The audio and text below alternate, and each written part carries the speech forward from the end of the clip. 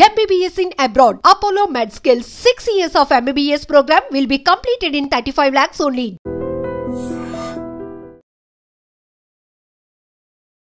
కోల్కతా ఈ మాట వింటేనే మనకు తెలుసు కరెక్ట్ ఎగ్జాక్ట్లీ ఒక సంవత్సరం క్రితమే ఈ మెడికల్ స్టూడెంట్ మీద అత్యాచారం జరిగింది. ఆ తర్వాత రకరకాలుగా ఒకరి మీద ఒకరు ఎలిగేషన్ చేసుకోవడం, మా తప్పు కాదనడం, ఇదంతా జరిగిన తర్వాత లాస్ట్ కస్తే ఒక నిందితుడిని పట్టుకున్నారు.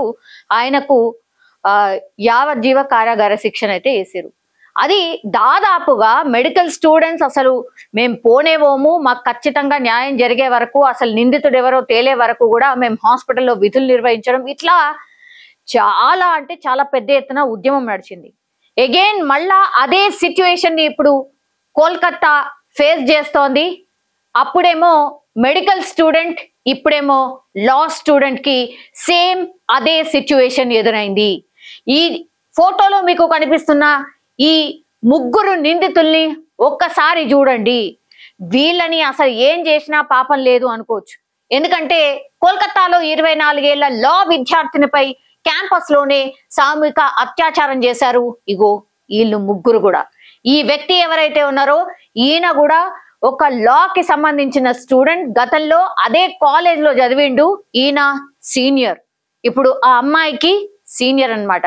వీళ్ళిద్దరేమో ఆ కాలేజ్ లో వాళ్ళిద్దరు సిబ్బంది, వాళ్ళిద్దరేమో అక్కడ వర్క్ చేసే, ఆ కాలేజ్ లో పనిచేసే సిబ్బంది. ఈయననేమో ఏకంగా ఆ లా కాలేజ్ లోనే వన్ ఆఫ్ ది సీనియర్. ఈ ఘటన బెంగాల్లో రాజకీయ చర్చకు దారితీసింది. ఎందుకంటే ప్రతిపక్ష బీజేపీ ఇప్పుడు అధికార తృణమూల్ కాంగ్రెస్ ప్రభుత్వంపై దాడి చేస్తోంది. ముగ్గురు వ్యక్తులు కలిసి విద్యార్థినిపై క్యాంపస్ లోని గార్డ్ రూమ్ లో అత్యాచారానికి పాల్పడ్డారు. మనకు తెలుసు కదా, గార్డ్స్ ఉంటారు అంటే ఎవరైతే నిగరాని పెడుతూ ఉంటారో కాలేజ్ మీద, ఎవరైతే కాపలా కాస్తూ ఉంటారో రాత్రి పూట, ఆ గార్డ్ రూమ్ లోనే ఏకంగా ఈ ముగ్గురు నిందితులు కూడా ఆ అమ్మాయిని సామూహికంగా అత్యాచారం చేసిండ్రు. ప్రధాన నిందితుడు మోనోజిత్ మిశ్రా, ఇగో ఇతనే ది మెయిన్. ఈ అత్యాచారానికి కారకుడు ఎవడు అంటే ఇగో ఈయనే మిశ్రా. ఆయన ఒక మాజీ విద్యార్థి అండ్ టిఎంసి స్టూడెంట్ వింగ్ ప్రధాన కార్యదర్శిగా గతంలో పనిచేసిండు. టిఎంసి ఇప్పుడు అధికారంలో ఉన్నటువంటి పార్టీ తృణమూల్ కాంగ్రెస్, మమతా బెనర్జీ సీఎం గా వ్యవహరిస్తున్నటువంటి పార్టీ ఎవరైతే ఉన్నారో ఆ పార్టీకి సంబంధించి ప్రధాన కార్యదర్శిగా గతంలో పనిచేశాడట. ఇదే ఇప్పుడు రాజకీయ దుమారానికి దారితీస్తోంది. ఇతడితో పాటుగా మరో ఇద్దరు విద్యార్థులు కాదు, వీళ్ళిద్దరు ఈ మొహాలే మన విద్యార్థుల కాదు, అక్కడ ఉన్నటువంటి సిబ్బంది. వీళ్ళంతా అహ్మద్, ప్రమిత్ ముఖర్జీలు అత్యాచారానికి ఒడిగట్టారు. కస్బా పోలీస్ స్టేషన్ లో ప్రస్తుతం అయితే కేసు నమోదైంది. ఆమెనే ఎవరైతే బాధితురాలు ఎవరైతే ఉన్నారో ఆమెనే వెళ్లి వీళ్ళ మీద కేసు ఫైల్ చేసింది. ముగ్గురు నిందితులను పోలీసులు అరెస్ట్ చేశారు. జూన్ 25న రాత్రి 7:30 నుంచి రాత్రి 10:50 మధ్య కళాశాల ఆవరణలో ఈ సంఘటన జరిగింది. ఎంత దారుణం అసలు! ఒక లా స్టూడెంట్ ఎక్కడైతే కాలేజ్ లో చదువుతుందో ఏకంగా అదే కాలేజ్ లో ఆమె అత్యాచారానికి గురైంది అని అంటే ఏం చెప్పాలి? అసలు ఏంది ఇది? ఇంత ఘోరంగా తయారైనరు.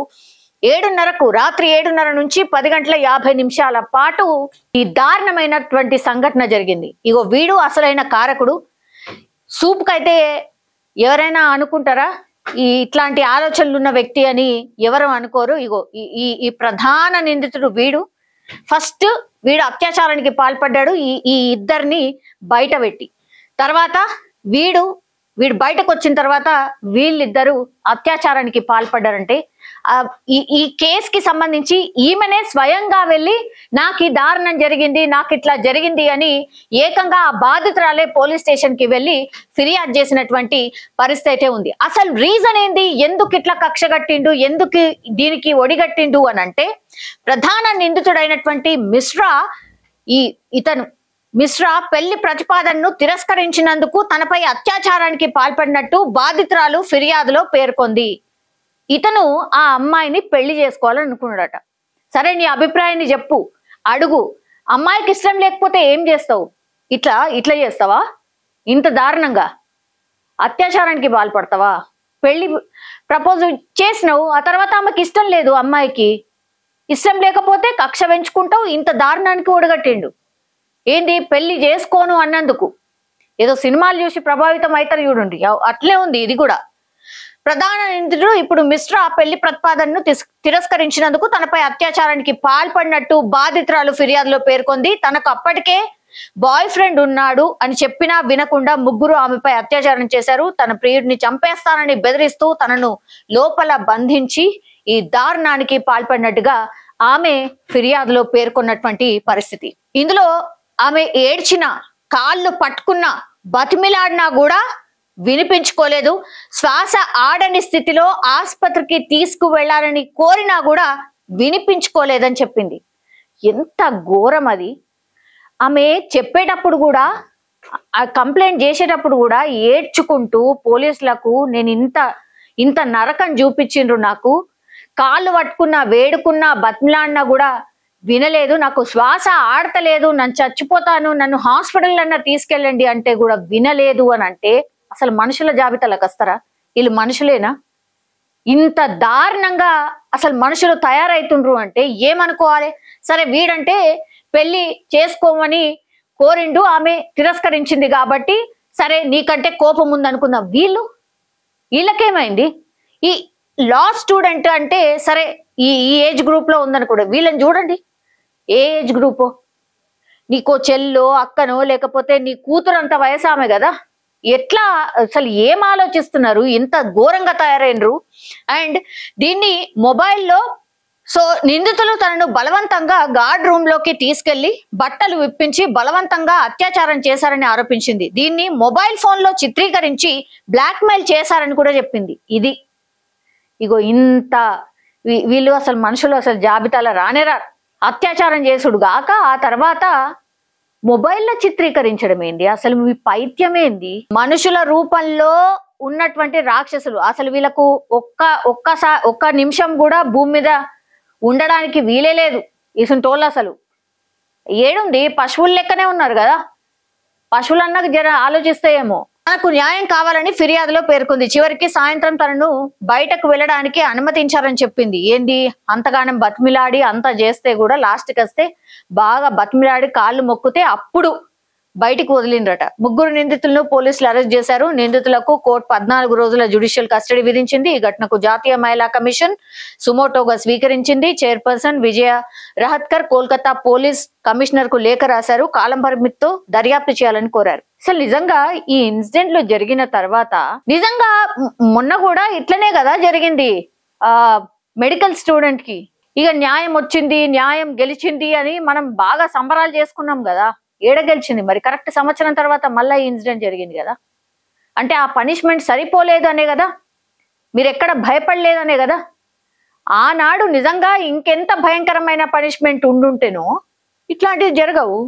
ఇప్పుడు మళ్ళా ఇంకో ఇన్సిడెంట్ జరిగింది, అదే కోల్కతాలో సంవత్సరం తిరగకుండానే జరిగింది. మరి ఏం జస్టిస్ జరిగినట్టు? ఆ అమ్మాయిని అయితే అత్యాచారం చేసిన తర్వాత చంపేసిండ్రు. మళ్ళా అక్కడ కూడా రాజకీయ నాయకుల ఇన్వాల్వ్మెంట్ ఉండే, ఇక్కడ కూడా మళ్ళా సేమ్ కనిపిస్తుంది. అసలు ఏమైతుంది? ఈడ రాజకీయమా ఇంకోటా కాదు. అసలు మనుషుల్లాగా బిహేవ్ చేస్తేనా? బతిమిలాడి కాళ్ళు మొక్కితే కూడా వదలలేదు కదా. ఆమెనే వెళ్ళి స్వయంగా ఫిర్యాదు చేసింది. మరి ఇప్పుడు ఏం చర్య తీసుకుంటారు? ఇప్పుడు నేషనల్ కమిషన్, ఇందులో మహిళా కమిషన్ వచ్చి విచారణ చేయాలి, త్వరితగతిన చేయాలంటే త్వరితగతిన అంటే మన దగ్గర ఖచ్చితంగా ఒక 3 నుంచి 6 నెలలు పడుతుంది. అది త్వరితగతిన, అది అంటే మన అదృష్టం అనుకోవాలి. ఇక ఈ సంఘటన కూడా మీరు చూడండి, మళ్ళీ ఆందోళనలు మొదలయ్యాయి. మళ్ళా సేమ్ కోల్కతాలోనే ఇలాంటి ఇన్సిడెంటే జరిగింది. అక్కడ ఎక్కడ అమ్మాయిలకు రక్షణ లేదు. ఇవన్నీ మనం వింటాం. ఇంకొక వారం 10 రోజులు ఇవి వింటాం. మహిళా కమిషన్ స్పందించింది, సుమోటోగా స్వీకరించింది. విచారణ పేరు మీద అమ్మాయిని పిలుస్తారు, వీళ్ళని పిలుస్తారు, ఆ పక్కన వాళ్ళని పిలుస్తారు, వాళ్ళని పిలుస్తారు. ఏమైతుంది? 3 నుంచి 6 నెలలు పడుతుంది. తీరా చూస్తే వీళ్ళకేం ఉరిశిక్షలు ఏం పడవు. లాస్ట్కి వస్తే ఏం చేస్తారంటే వీళ్ళని కారాగారంలో వేసేయండి అని చెప్తారు. అదే న్యాయం అనుకోవాలి. అదే మనకు గొప్ప న్యాయం అనుకోవాలి. ఈ స్థితిలో మనం ఉన్నాం. ఇంకెందుకు ఇట్లా బరి తెగించి ఇట్లాంటి వాళ్ళు బయట తిరిగారు? అదే కదా జరుగుతుంది. మరి అదే కదా క్వశ్చన్ చేస్తున్నారు. సంవత్సరంలోనే 2 ఇన్సిడెంట్స్.